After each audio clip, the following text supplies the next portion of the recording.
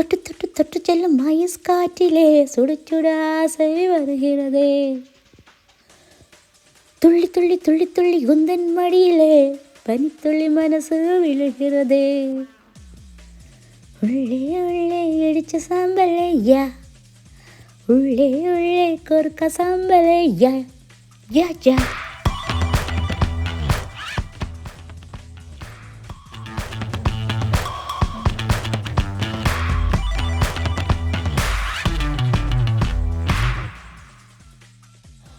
அனைவருக்கும் அன்பான வணக்கம்.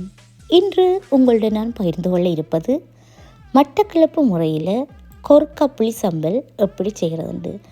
இது காய்ச்சல் டைமில் அந்த வாய் கசப்பு போகிறதுக்காக இந்த கொரக்கா புளி சம்பலை செய்வாங்க. அதைத்தான் உங்களுடன் பகிர்ந்து கொள்ள போகிறேன். அதுக்கு முதல்ல வெளியில் பனி கொட்டுது, அந்த அழகை கொஞ்சம் ரசிச்சுட்டு வாங்க.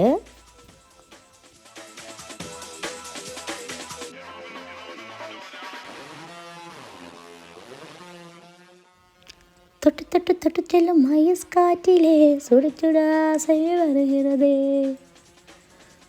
துள்ளி துள்ளி துள்ளி துள்ளி உந்தன் மடியிலே பனித்துள்ளி மனசு விழுகிறதே.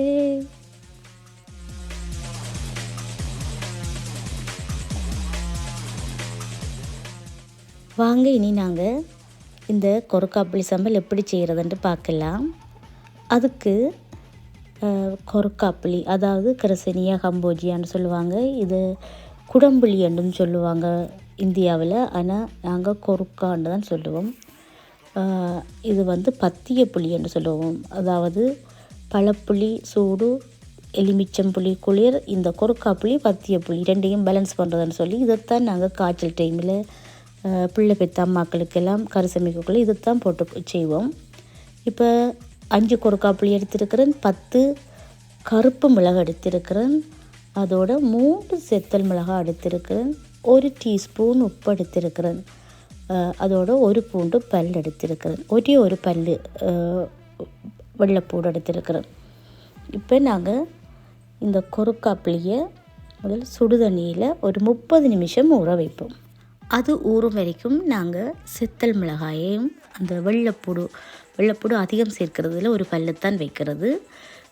அதையும் நாங்கள் அங்கே நெருப்பு தணலில் சோறு சமைச்சு அந்த அடுப்பில் கிடக்கிற அந்த விறகு அடுப்பில் சமைச்ச தணலில் சுடுவாங்க. அப்படி இல்லாட்டி நீங்கள் இதை வறுத்தெடுக்கலாம். நான் இப்போ அவனில் வச்சு தான் சுட்டு எடுத்திருக்கிறேன். மிளகையும் சேர்த்து நான் அதோடு சேர்த்து எடுத்துட்டேன். வறுபட்ட மாதிரி வந்திருக்குது.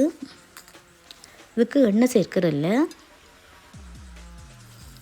இந்த ரெசிப்பியை ஊரில் இருக்கிற கிழவிகள் அதுகளை எப்படி சொல்லுங்களேன்னு சொன்னால், இந்த குசும்புக்கார கிழவிகள் கொஞ்சம் இருக்குங்க. அவங்க நான் சின்ன பிள்ளையா இருக்கக்குள்ளே கேட்டுருக்கிறேன். அவங்க சொல்லுவாங்க வடிவா, அல்லக்கா இதை எப்படி சமைக்கிறதுன்னு எப்படி செய்கிறதுன்னு கேட்டால் உடனே சொல்லுவாங்க, கொரக்கா புளி மிளகு கொட்டை அதோட ஞாயிறு கொட்டையும் சேர்த்து வச்சரையும் சொல்லுவாங்க. அம்மியெலாம் அந்த காலத்தில் அரைக்கிறது. நான் மிளகு கொட்டையும் கொரக்கா புளியும் மட்டும்தான் இந்த செத்தல் மிளகாயோடு சேர்த்து வச்சுருக்கிறேன். மிச்சமாக வெள்ளைப்பூடு, தேங்காய்ப்பு சேர்க்கறதில்ல, கருவேப்பிலை சேர்க்கறதில்ல, வெங்காயம் சேர்க்கறதில்ல இதுக்கு. அதோட அந்த புளியை பேலன்ஸ் பண்ண, உரைப்பை பேலன்ஸ் பண்ண சீனியும் சேர்க்கறதில்லை. இப்படி தான் இந்த பாரம்பரிய முறையில் செய்வாங்க. நான் அம்மிக்கு பதிலாக இந்த உடலில் இடிக்கிறேன். நீங்கள் கிரைண்டர்லேயே போட்டு அரைச்சி எடுக்கலாம். வச்சு அரைச்சி ஃப்ரிட்ஜில் ஸ்டோர் பண்ணி வச்சு இப்படி காய்ச்சல் டைமில் நீங்கள் அதை சாப்பிடலாம். இப்போ வீட்டில் எல்லா பேருக்கும் காய்ச்சலுண்டா நீங்கள் அப்படி செய்யலாம். இப்போ நான் செய்த அளவு ஒரு எலுமிச்சம் பழத்தில் உருண்டை சைஸுக்குத்தான் வரும்.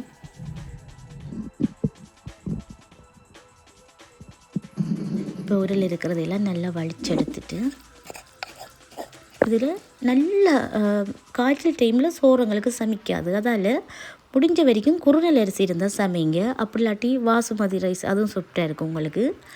அப்படி இல்லாட்டி நல்லா நிறைய தண்ணி வச்சு சோறு நல்லா குழைய ஆக்கி சுட சுட அந்த குழைஞ்ச சோத்தோட இந்த கொரக்கா புளி சம்பலையும் வச்சு அதை ஊறுகாய் மாதிரி சொட்டு வச்சு நீங்கள் சாப்பிட்டீங்கன்னா உங்களோட வாயில் இருக்கிற கசப்பெல்லாம் விடுபற்றும். காய்ச்சல் நேரங்களில் கண்டிப்பாக இதை ட்ரை பண்ணி பாருங்கள்.